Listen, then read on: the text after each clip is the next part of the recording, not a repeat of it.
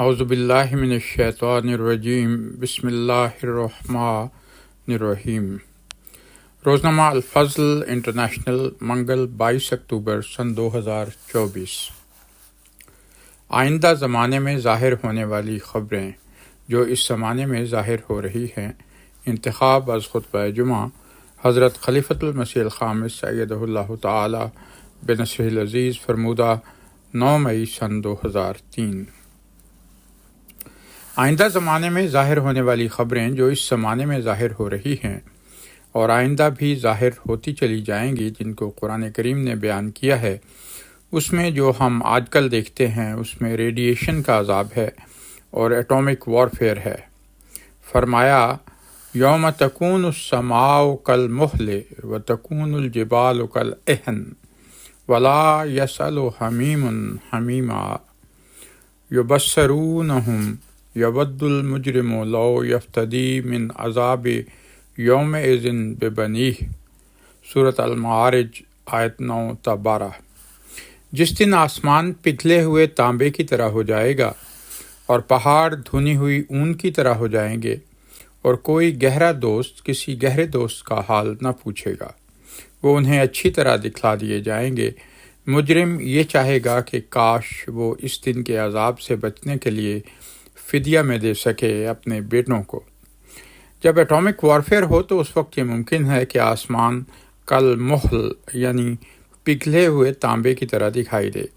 اس میں ریڈیشن کے عذاب کی طرف اشارہ ہے کہ جو کہ اتنی خوفناک چیز ہے کہ اب تک جہاں جہاں تجربے ہوئے ہیں وہاں لازماً یہی باتیں دکھائی دی ہیں کہ وہ ایسا وقت ہوتا ہے کہ کوئی اپنے کسی گہرے دوست کو بھی نہیں پوچھتا، یہاں تک کہ عورتیں اپنے بچوں کو بھول گئی ہیں، اور ہر ایک کے اندر ایٹامک وارفیئر سے یا ریڈیشن سے اتنی خوفناک گھبراہٹ پیدا ہوتی ہے کہ اگر اس وقت کسی سے پوچھا جائے تو وہ اپنے بچوں کو قربان کرنے کے لیے بھی تیار ہو جاتی ہیں کہ اس مصیبت سے نجات ہو کسی طرح۔ انسانیت کو بچانے کے لیے بہت دعائیں کریں۔ دوسری جنگ عظیم میں یہ نظارے دیکھے گئے، حالانکہ وہ بہت کم طاقت کے ایٹم بم تھے، اور اب تو اس سے کئی گنا زیادہ طاقت کے ایٹم بم تیار ہو چکے ہیں، اور اس وقت جو دنیا کے حالات ہیں وہ یہی نظر آ رہے ہیں کہ دنیا بڑی تیزی سے تباہی کے کنارے کی طرف بڑھ رہی ہے۔ پس آج ہمیشہ کی طرح جماعت احمدیہ کا فرض ہے، جس کے دل میں انسانیت کا درد ہے، کہ انسانیت کو بچانے کے لیے دعائیں کریں اور بہت دعائیں کریں۔ دنیا خدا کو پہچان لے اور تباہی سے جس حد تک بچ سکتی ہے بچے۔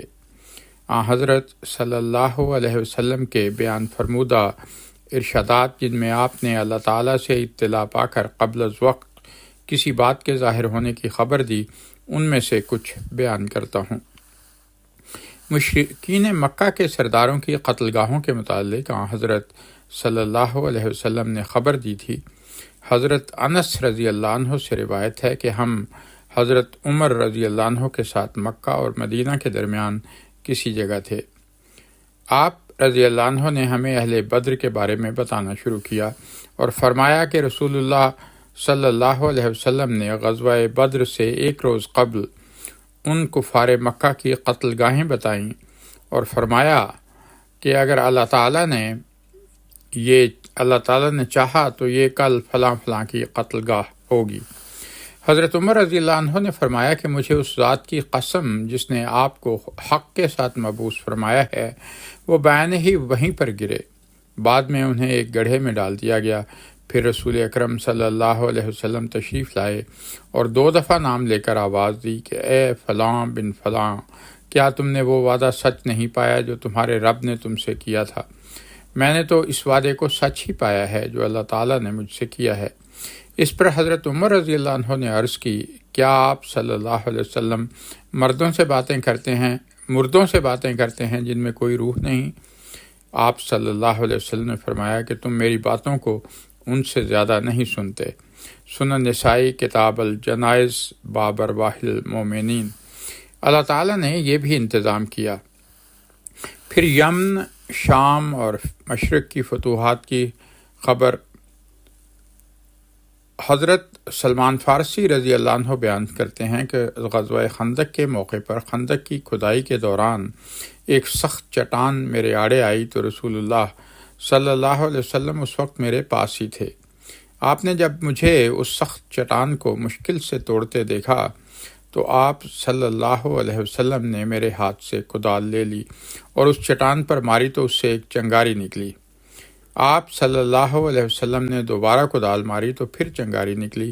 تیسری بار بھی ایسے ہی ہوا۔ اس پر میں نے عرض کی کہ میرے ماں باپ آپ پر فدا ہوں، آپ کے کدال مارنے سے یہ کیسی چنگاریاں نکلی تھیں؟ آپ صلی اللہ علیہ وسلم نے فرمایا، کیا تم نے بھی یہ چنگاریاں دیکھی ہیں؟ میں نے عرض کی، جی ہاں۔ فرمایا، پہلی مرتبہ نکلنے والی چنگاری پر اللہ تعالیٰ نے مجھے یمن کی فتح کی خبر دی ہے، دوسری بار شام اور مغرب، اور تیسری بار نکلنے والی چنگاری سے مشرق کی فتح کی خبر دی ہے۔ سیرت النبویہ لا ابن ہشام، ذکر غزوہ خندق۔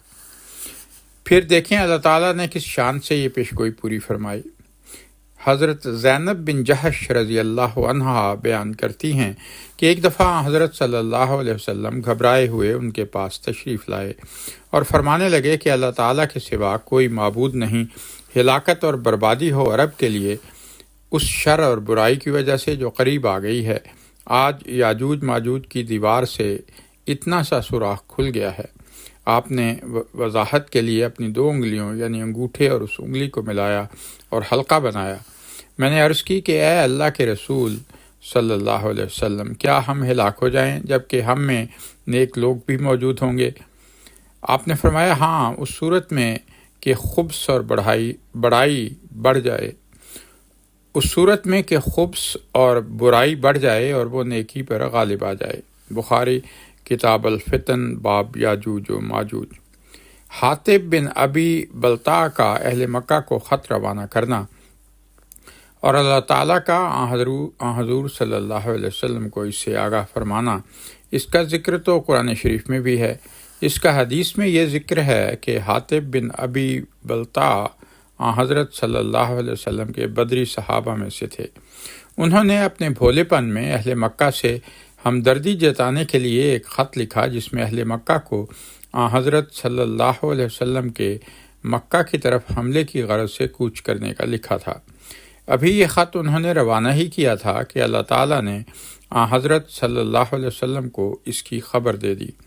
چنانچہ حضور صلی اللہ علیہ وسلم نے حضرت علی رضی اللہ عنہ، حضرت ابو مرثد غنوی رضی اللہ عنہ اور حضرت زبیر بن العوام کو گھوڑوں پر روانہ کیا اور فرمایا کہ فلاں جگہ روضہ خاک میں ایک مشرک عورت تم کو ملے گی، اس کے پاس مشرکین مکہ کے نام حاطب بن ابی بلتع کا خط ہے۔ حضرت علی رضی اللہ عنہ کہتے ہیں کہ ہم نے وہیں جا لیا جہاں رسول اللہ صلی اللہ علیہ وسلم نے فرمایا تھا۔ ان سے پوچھا گیا تو اس نے خط کی عدم موجودگی کا اظہار کیا۔ اس پر حضرت علی رضی اللہ عنہ اور آپ رضی اللہ عنہ کے ساتھیوں نے اس کے اونٹ کو بٹھا لیا اور اس سے سختی سے دریافت کیا تو اس عورت نے اپنی مینڈھیوں سے حاطب بن ابی بلتع کا لکھا ہوا اہل مکہ کے نام خط نکال کر ہمیں دے دیا۔ بخاری کتاب المغازی، باب فضل من شہداء بدرن۔ پھر حضرت ابو ہریرہ رضی اللہ عنہ بیان کرتے ہیں کہ رسول کریم صلی اللہ علیہ وآلہ وسلم نے فرمایا کہ جب تم میں سے کسی کے برتن میں مکھی گر جائے تو اسے ڈبو لو اور پھر نکال دو، کیونکہ اس کے ایک پر میں شفا اور دوسرے میں بیماری ہے۔ بخاری کتاب بدل خلق، باب اذا وقع الذباب فی الاناء۔ اب تو یہ تحقیق سے بھی ثابت ہو گیا ہے کہ مکھی کے ایک پر میں شفا اور دوسرے میں بیماری ہوتی ہے، جیسا کہ حضرت صلی اللہ علیہ وسلم نے 1400 سال قبل بیان فرما دیا تھا۔